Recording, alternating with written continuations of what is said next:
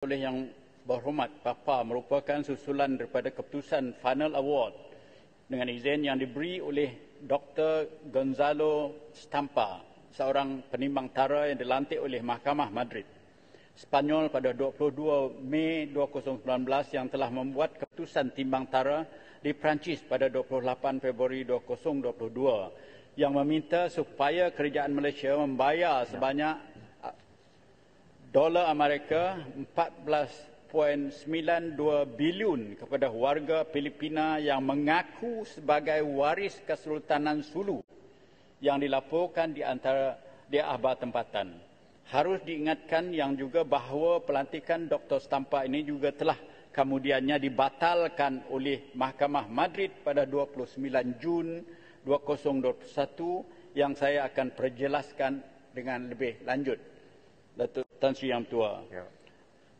Tan Sri Yang Tua, sebelum menjawab pertanyaan Yang Berhormat Papa, ingin saya sebutkan di sini bahawa pada 20 Januari 1878, dua perjanjian dimeterai di antara Sultan Muhammad Jamal Al-Alam, Sultan Sulu, dengan Baron di Overbeck dan Alfred Den bertujuan untuk menjaga kepentingan syarikat mereka di Sabah.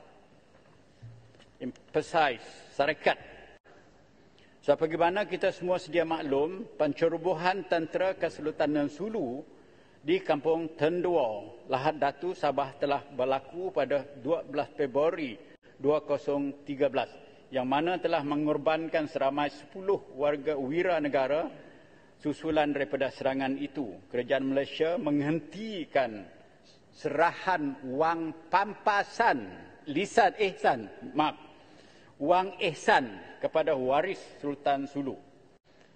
Lanjutan daripada tindakan tersebut, Prima Guaman yang mewakili warga negara Filipin yang mengaku sebagai waris Sultan Sulu menuntut memohon rundingan semula bayaran ihsan di bawah perjanjian 1878 dan memfailkan permohonan Superior Court di Madrid, Spanyol untuk melantik timbang tara pada 30 Januari 2018 dan Mahkamah Madrid Spanyol memutuskan untuk melantik timbang tara Dr. Gonzalo Stampa dilantik pada 22 Mei 2019.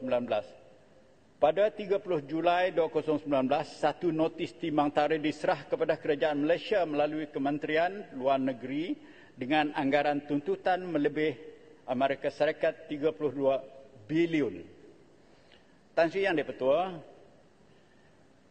ingin ditekankan di sini bahawa kerajaan tidak berdiam diri walau tidak mengiktiraf tuntutan tersebut.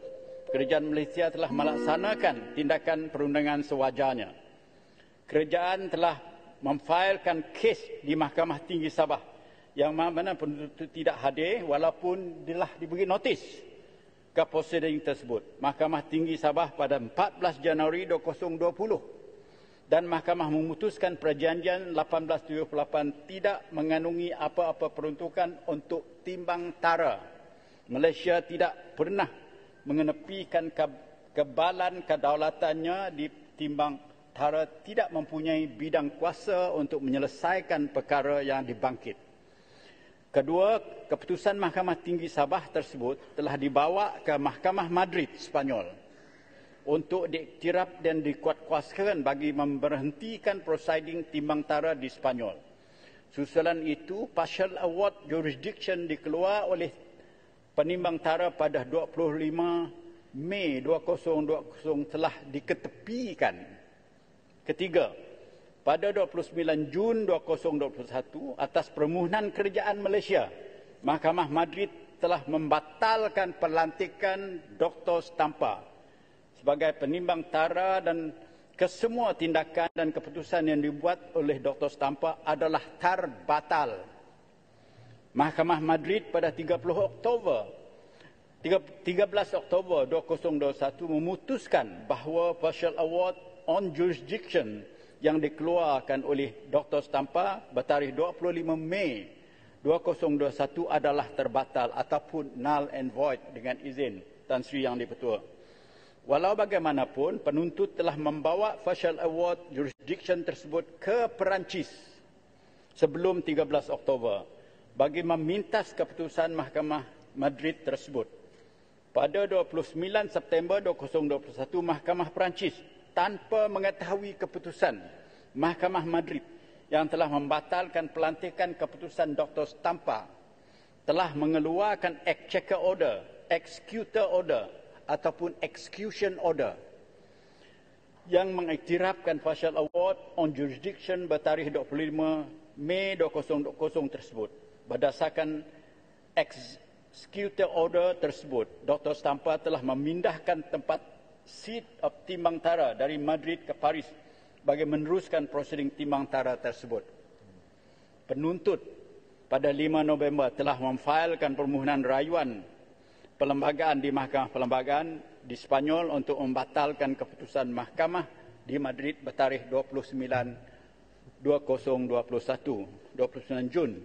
Tan Sri Yang Ketua, sebagai bantahan kepada tindakan timbang tara terhadap ketidakpatuhan keputusan Mahkamah Tinggi Madrid, ketidakaturan proses, ketidakadilan serta penghinaan kepada kedaulatan undang-undang, Kerajaan Malaysia memfailkan aduan jenayah criminal complaint terhadap Dr. Stampa kepada Peguam Negara Spanyol pada 14 Disember 2021.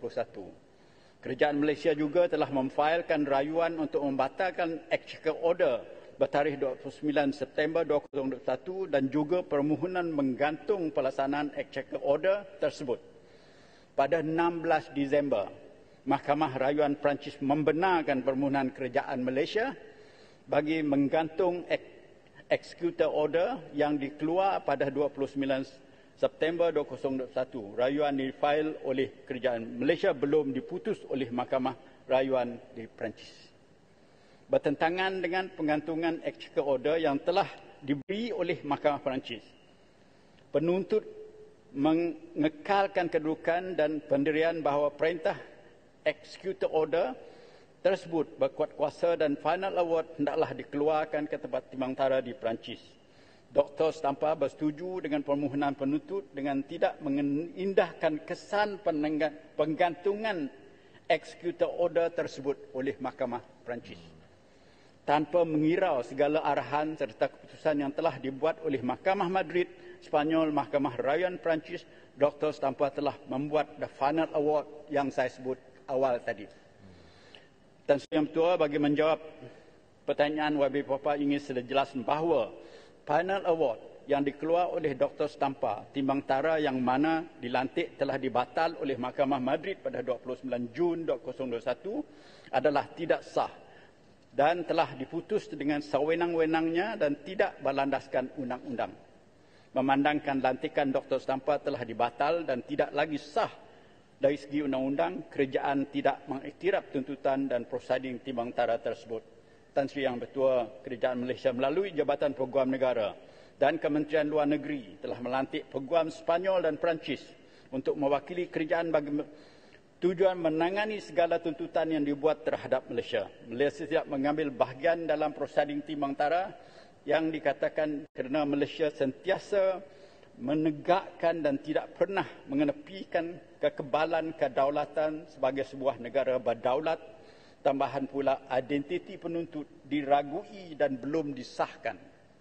Namun demikian, ingin ditekan sekali lagi bahawa kerajaan tidak berdiam diri, tetapi telah pun mengambil tindakan sewajarnya seperti yang saya telah nyatakan di atas, memastikan kedaulatan negara tidak dicabuli melalui tindakan perundangan Madrid, Spanyol dan di Paris, Perancis. Kerajaan sentiasa peka dan bersedia untuk mencabar sebarang tindakan penguatkuasaan keputusan final award yang tidak sah tersebut di bawah New York Convention sekiranya dilaksana oleh penuntut bila-bila masa dan di mana juga bagi memastikan kepentingan kerajaan sentiasa terpelihara. Terima kasih.